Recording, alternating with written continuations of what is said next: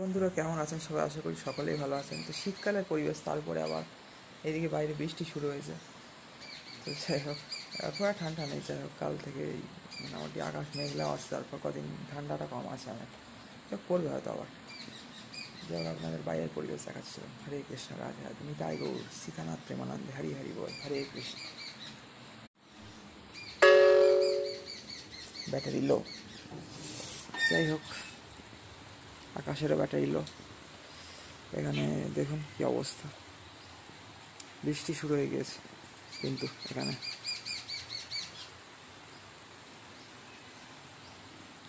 শীতকাল, ঠান্ডা যদিও নেই তেমন, বাট বৃষ্টি শুরু হয়ে গিয়েছে আবার। আকাশ কিন্তু ভালোই মেঘলা, কাল রাত্রির থেকে বৃষ্টি হচ্ছে, রাত্রির থেকে হালকা হালকা বৃষ্টি হচ্ছে।